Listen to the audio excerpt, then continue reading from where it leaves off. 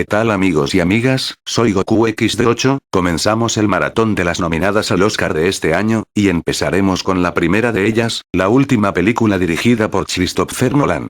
Dunkerque.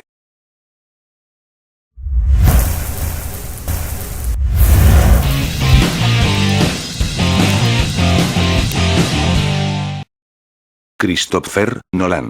Un director que en los últimos años, ha revolucionado la industria del cine con películas de thrillers psicológicos, tales como, la trilogía de Batman, Memento, El Gran Truco, etc. Pero también se ha adentrado a la ciencia ficción en donde su trabajo también fue otra garantía exitosa en su filmografía, como Interestelar, e Inception. Convirtiéndose en uno de los cineastas más respetados y populares de la actualidad.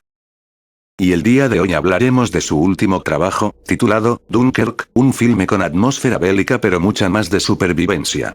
Que nos narra el evento en una playa francesa conocida como Dunkerque, escenario de la desesperada situación de 1940 a mitad de la Segunda Guerra Mundial. Cuando la Segunda Guerra Mundial está en apogeo, miles de tropas aliadas inglesas y francesas se ven acorraladas por las fuerzas alemanas en las costas de Dunkerque, mientras que el mar les azota las espaldas y el enemigo les está alcanzando, estando en una situación comprometedora, perdiendo soldados y demasiados heridos. Para esta película, Christopher Nolan rompe con cualquier paradigma del género bélico ya antevisto. Dunkirk es más un experimento cinematográfico, un estilo diferente de realizar y filmar cine bélico. En muchos fragmentos es completamente lo opuesto a clásicos del género bélico como Rescatando al Soldado Ryan o Hasta el Último Hombre. Lo que a diferencias de estas otras, Dunkerque no seduce glamorosamente la guerra, no cae en los estereotipos del género bélico, no conlleva discursos épicos de patriotismo o heroicos, ni diálogos o interacciones sentimentales entre soldados, ni muertes gore con atmósfera dramática en cámara lenta. Más bien su premisa es más enfocarse en contar un acontecimiento inmenso, su objetivo no es contar una historia como tal, el protagonista es más las acciones, el momento, la desesperación que pasa a los personajes, no te dan ni un fragmento que haga necesario el contar el inicio o el planteamiento del tal suceso que está pasando, al fin y al cabo son acciones y sucesos que ocasiona la guerra. Lo cual es su mayor punto, que te da más contexto argumental a los acontecimientos que sobrepasan, lo cual no se hace para nada molesto. Nolan, luego de mucho tiempo, vuelve a tener esa narrativa muy directa en su dirección, hace que cada elemento en pantalla, cada momento, cada personaje sirva una función en la película. Sin darte ni un recurso de explicaciones o saber el pasado de los personajes. Como lo escribió Nolan en una de sus cintas más emblemáticas, sus actos lo que definen al personaje, desarrollándose así solos, mientras transcurren los sucesos y más aún en las circunstancias que están pasando en el momento. Dunkirk por sí es un filme casi mudo, y esto ya se habla por sí desde el punto de vista cinematográfico, y la verdad es realmente alucinante. Nolan busca disminuir el diálogo en varios sucesos, dejando que sean las imágenes fílmicas las que cuente la historia tras todo el metraje, las que nos cuenten sobre todo en la desesperación, la angustia y la impotencia que sienten los personajes. Cada línea de diálogo que se da es para darnos de manera precisa un fragmento de información que necesitamos en este momento de la cinta.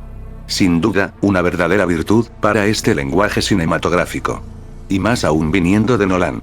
De manera muy ingeniosa, Nolan desenclava en la zona de los protagonistas, y te va llevando al extremo de impresiones. Una vez más, como en sus anteriores largometrajes, vuelve a jugar con la misma temporalidad del filme. Y el trabajo de lo equivalente de la edición, es muy alucinante. Jugando igualmente con la intensidad e intriga que tiene la atmósfera en cada suceso, fragmento que ya es característico de Nolan como director. La fotografía es magistral. Trabajo de Hoyt van Hoytema, colaborador habitual de Nolan, fragmento que hace ver la película casi como un documental. Los espacios enormes a más no poder, los colores fríos, los efectos especiales de modo invisibles, y llega a ser más impresionante aún, con la mayoría de la filmación con el espectacular formato IMAX. Un manjar visual sin duda, el montaje es increíble. En el sentido técnico, es un acierto más para esta producción, todos la producción y apartado técnica se siente 100% reales, optando por muchos efectos prácticos de un nivel más cinematográficamente realista, como es característico de este director. Filmando en sets y locaciones reales, para que toda la acción en el suceso se alcance a ese nivel. En particular las secuencias intensas como los combates aéreos, la mayoría fueron geniales, te llegan a impactar mucho, te dejan intriga, por el realismo que conllevan tanto ese aspecto técnico como tales en sí. Con tomas espectaculares a través del aire tras los combates de aeronaves. Se ve incluso que el personaje de Tom Hardy y los pilotos de esta película le han puesto mucha práctica en los momentos del vuelo. Y para nada son una generación de explosiones gore ni nada de esos estereotipos ya conocidos. Esta, a diferencia de otras cintas de Nolan, tiene a más de un solo protagonista. Más bien la cinta está cargado de un coral reparto. Un conjunto de personajes protagónicos que conllevan el mismo peso e importancia al desarrollo del metraje y el argumento. Por una parte, Nolan nos enfoca a través de la Tierra, siguiendo a Tony, un joven del ejército británico junto con un grupo de soldados caídos que tratan de sobrevivir al intentar escapar de la playa.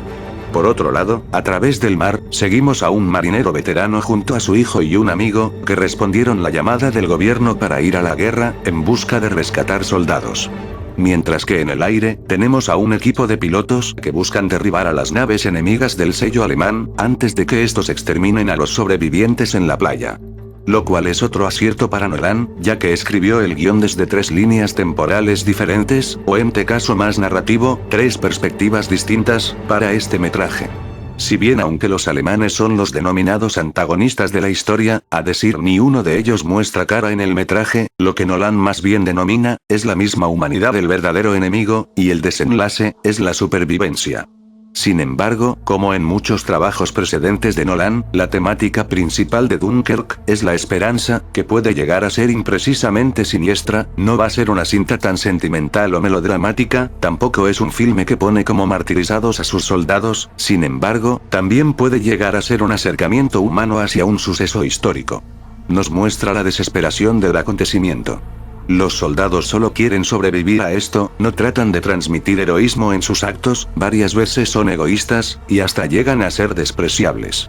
Dunkirk se destaca más por eso, que por glamorizar las batallas bélicas inmensas. La música de Hans Zimmer, como el fragmento de sonido, ambas son resaltantes en un conjunto. Es como una hélice subiendo la tensión en todo momento, y mezclándose levemente con el sonido de ambiente. Tanto el mar, como las olas, como los impulsores, no cabe ni una duda que es una magnífica experiencia sonora. Si bien no va a ser de los trabajos más emblemáticos de Zimmer, pero cumple extraordinariamente acompañando bien los momentos de intensidad entre la supervivencia y el suspenso. El reparto cumple bien con su rol actoral, desde los soldados caídos más jóvenes, hasta los militares de evacuación del muelle de Dunkerque como Kenneth Branagh. Pero sin duda los personajes son los que más resaltaron para mi gusto fueron Tom Hardy y Mark Rylance, quienes más sobresalieron con sus actos heroicos a lo largo de este acontecimiento.